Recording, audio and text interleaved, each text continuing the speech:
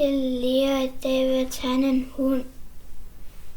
Jeg starter med at tegne sådan her.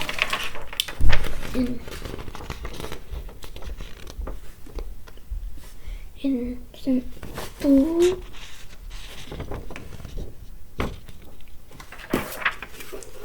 Så tegner sådan her. Sådan.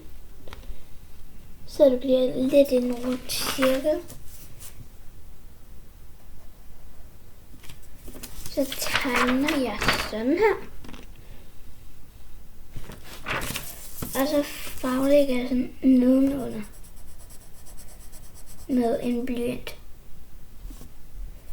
Fordi så kan den bare viske ud. Og så vil jeg nemlig også tegne op med en tusch.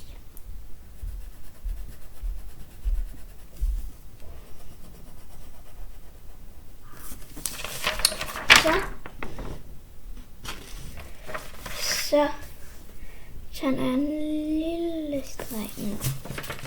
Sådan her.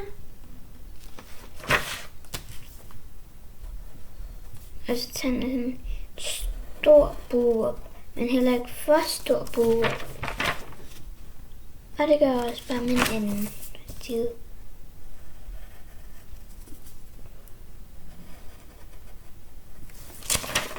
Så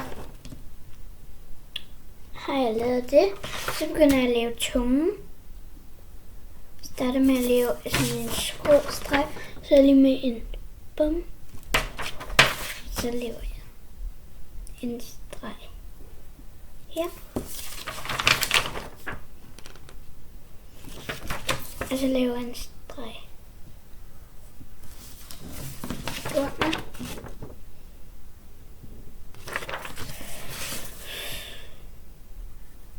Og så laver jeg bare sådan en streg her.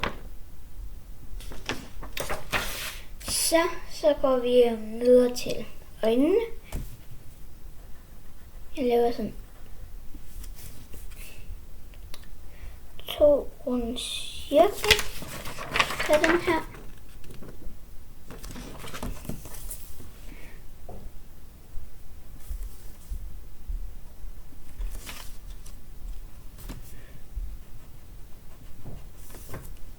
Jeg lavede lige noget forkert.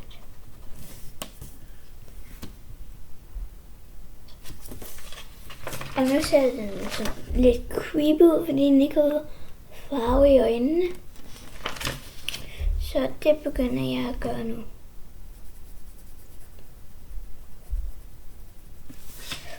Og jeg elsker at tegne, så det er nok derfor jeg er så god. Men så vil jeg også bare sige, at I skal være stolt af det, som tegner i dag. Og I skal også være glade for, at jeg tegner. I skal ikke prøve at være glade ligesom min.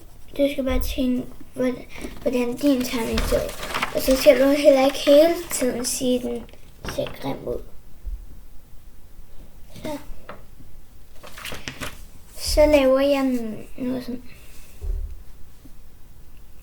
Laver en streg her. Bum. Og så tager jeg den.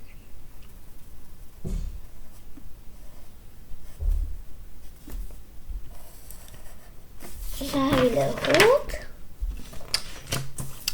Så er vi gået til ørerne.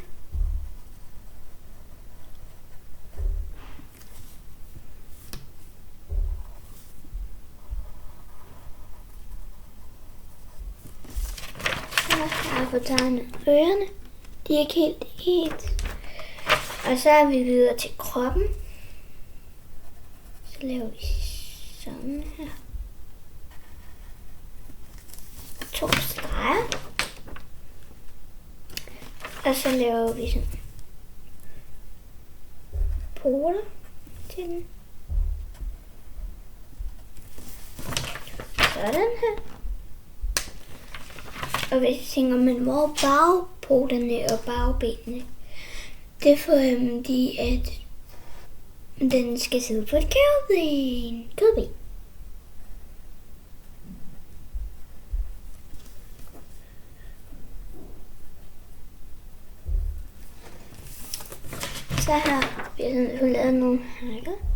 i det.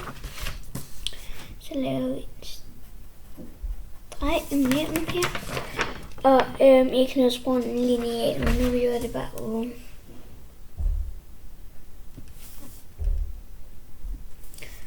Og så har jeg lige lavet 2 streger.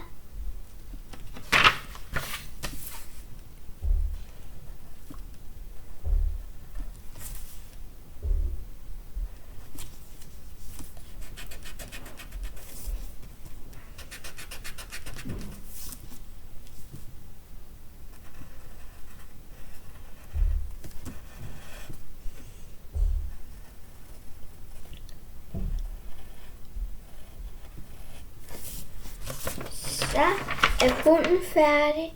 Så vil jeg tage den op med en sort tus. Og så bruger jeg sådan en her, ikke den her størrelse, og den er så tyk her. Og tynd. Så det vil jeg egentlig bare lige hurtigt gøre. Og så imens vil jeg komme med nogle råd. Sådan. Godt.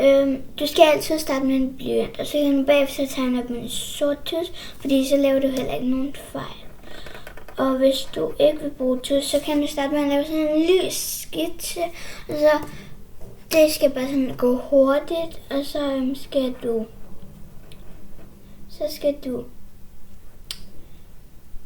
skal du bagefter sådan tegne det op, men så skal du bruge en 6B, men det har jeg ikke. Jeg har kun en HB. Men så, hvis du har kun en HB, så presser du bare så hårdt du kan. Og det andet tips er, husk at bruge farver. Men nogle gange så lige tegne op med farveblyanter, og så bagefter kan man gøre det med tusser. For eksempel, hvis jeg nu gad at tegne en pige, så synes jeg, jeg ved ikke, hvad for nogle farver, så kunne jeg tage et andet blankt stykke papir, og så kunne jeg prøve nogle farver på, og så kunne jeg sige den farve, men hvis du kan huske det, så læg den i sådan rækkefølge, så hvad for en tog du først. Nu er jeg snart færdig, og det sidste tips er, du skal altid være glad for din tegning. Du skal ikke tænke, hvad andre synes om dig og din tegning. Og så skal du også bare være stolt af den. Så kommer jeg lige om lidt. Og bum, så har jeg næsten lige lavet den. Så er den færdig, og jeg tænker, at min skal være en plet en.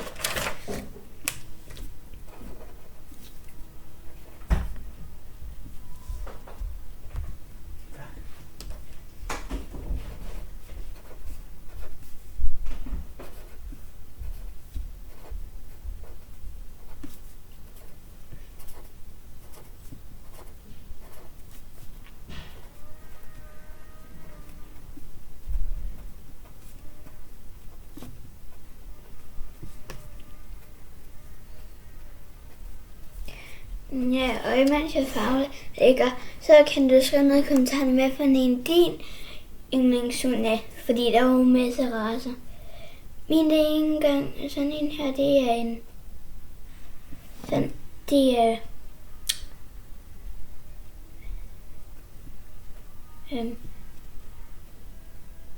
men altså sådan, så kan lige en,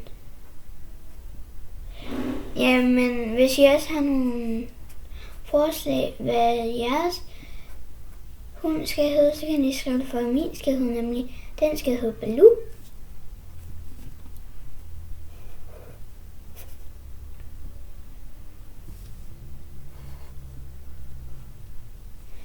Så er jeg snart færdig, så mangler jeg bare lige at få lavet halsbåndet. Bum!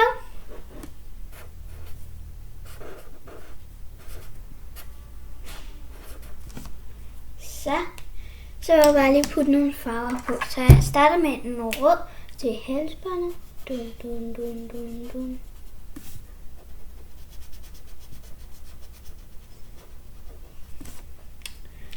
Bum. Så vil jeg bruge sådan en her violet. Nej, så vil jeg bruge en orange til tungen.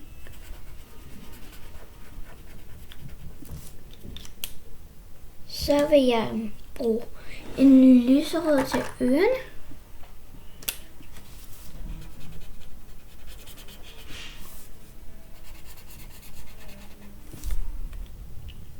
Vi ses i den næste video. Her kan I så lige se min færdige hund.